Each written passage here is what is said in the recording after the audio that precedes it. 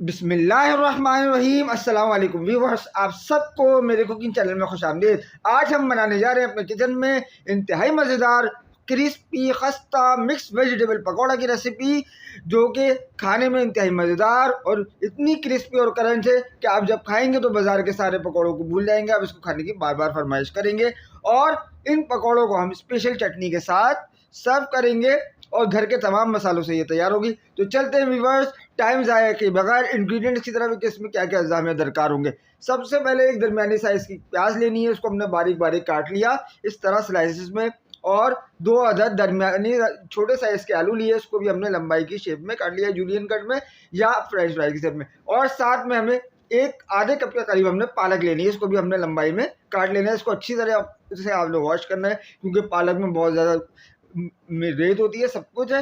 तो इसको अच्छी तरह, जो भी आप वेजिटेबल है इसको इंतहाई धो के इस्तेमाल करें। और साथ में हमने 1 टेबल स्पून के करीब हरा धनिया और पुदीना लिया, इससे आपका बहुत बेहतरीन टेस्ट पकौड़ों में आता है। और साथ में हमने ग्रीन चिलीज ली है, इसको भी हमने बारीक बारीक कर लिया, ये मोटी वाली हमने जो कम तीखी होती हैं। और साथ में कुछ ड्राई मसाले इसमें शामिल होंगे। उसमें हमने 1 टीस्पून के करीब हरा ये कुटा हुआ धनिया और अनारदाना, इसको हमने कूट लिया हवन दस्ते में।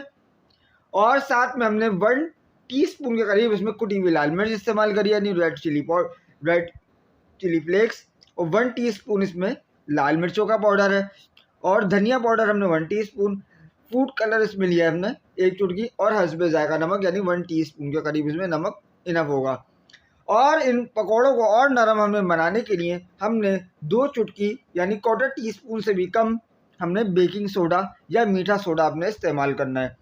याद रखिए, इसमें बेकिंग पाउडर पकौड़ों में इस्तेमाल नहीं होता है, बेकिंग सोडा या मीठा सोडा ये आराम से इजीली मिल जाता है। तो ये हमने इस्तेमाल करना है, इंशाल्लाह इससे बहुत अच्छे नरम और फूले हुए आपके पकौड़े बनेंगे। तो व्यूअर्स, चलते हैं कि रेसिपी को कैसे हमें तैयार करना है। तो एक हमने प्यारा सा खूबसूरत सा बॉल लेना है, उसमें हमने प्याज शामिल करी जो हमने बारीक लंबाई में काट ली है। और इस तरह हमने आलू भी इसमें शामिल कर दिए, जो हमने जूलियन कट यानी फ्रेंच फ्राइज की शेप में हमने काट लिया है। इस तरीके से आपने, और हर चीज़ों को प्यालों को साफ करके लिया करें ताकि कोई भी रेस उसमें ज़ाया नहीं हो। साथ में हमने जो पालक ली थी वो इसमें शामिल कर देनी है। और साथ में हमने पुदीना और धनिया के पत्ते जो लिए थे वो भी इसमें शामिल कर देने हैं। और साथ में सब्ज़ी मिर्चें भी इसमें हमने शामिल कर दी थी। अब सबसे पहले इन तमाम वेजिटेबल को, जो हमने सब्जियां इसमें इस्तेमाल करी हैं, उनको एक दफ़ा अच्छी तरीके से आप मिक्स कर लें। ठीक, इससे यानी बहुत अच्छा एक स्मूथ से आपके पकौड़े बनेंगे। इसमें तमाम फ्लेवर हर सब्ज़ी का आपस में कंबाइन हो जाएगा, मिक्स हो जाएगा, ताकि आपके जब पकौड़े बने तो यकसा फ्लेवर सारी चीज़ें एक साथ हों, प्याज भी साथ हो, आलू भी साथ हो, सारे यानी आपकी सब्जियों का जायका एक साथ आपको एक बाइट में खाने को मिले। इस वजह से हम सबसे पहले सब्जियां इसमें मिक्स कर लेते हैं। और व्यूवर्स, आप अब याद रखिए व्यूवर्स, इस स्टेज पे आपने नमक नहीं डालना, क्योंकि नमक पानी छोड़ता है तो ये सौगी सौगी सी हो जाती हैं। अब व्यूवर्स ये देखें, हमने जितने भी अपने ड्राई मसाले थे वो हमने शामिल कर देने हैं, जिसमें चिली फ्लेक्स है, लाल मिर्च पाउडर है, धनिया पाउडर, अनारदाना और कुटा हुआ धनिया, और 1 टेबल स्पून के करीब ज़ीरा, और ये सारी चीज़ें इसमें फूड कलर हमने इसमें शामिल कर दिया। अब इन ड्राई मसालों के साथ हमने डालना है आधा कप के करीब बेसन। अगर ज़रूरत पड़े तो हम इसमें और बेसन डाल सकते हैं, लेकिन इस क्वांटिटी में इतना बेसन आपके लिए काफ़ी होगा। और इसको मज़ीद क्रिस्पी बनाने के लिए हमने 1/4 कप के करीब इस्तेमाल करना है मैदा, यानी 1/4 कप मैदा, इस तरीके से। और ये देखिए व्यूवर्स, इसमें चीज़ों की मकदार बहुत ज़्यादा मैटर करती है, बहुत ज़्यादा इंपॉर्टेंट होती है। इसी तरीके से, इसी तरह से आपने शामिल करना है। और साथ में हमने ये मीठा सोडा हमने 1/4 टीस्पून से भी कम इसमें शामिल कर देना है। बहुत ज़्यादा इसमें शामिल नहीं करना, वरना इससे पकौड़े टूटने और घी बहुत ज़्यादा फिर इनके अंदर एब्जॉर्ब हो जाएगा। अब ये सारे हमने ड्राई इंग्रेडिएंट डाल लिए।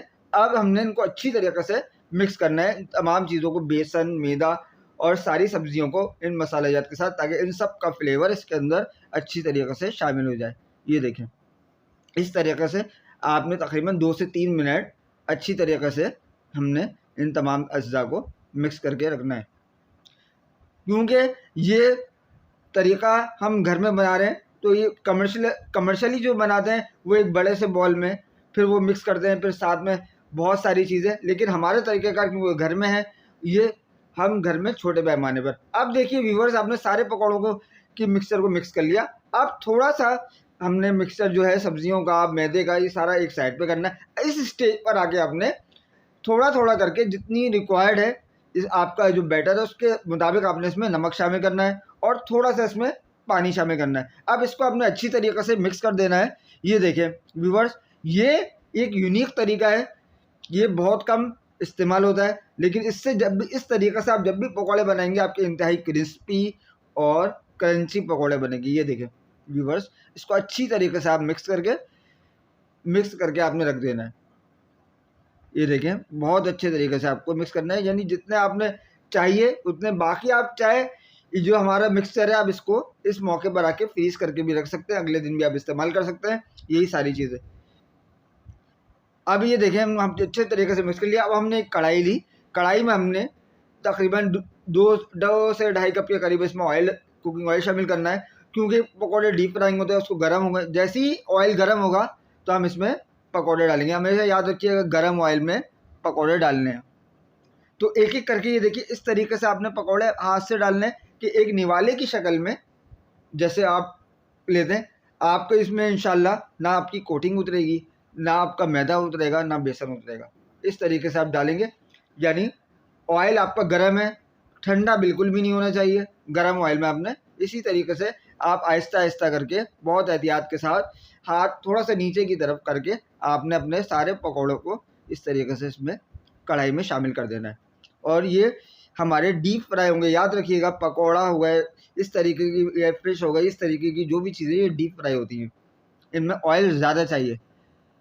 ठीक इस तरीके से आप सारे मिक्स करके आप जितने भी आपको चाहिए पकौड़े आप बना के इस तरीके से आप फ्राई कर लें।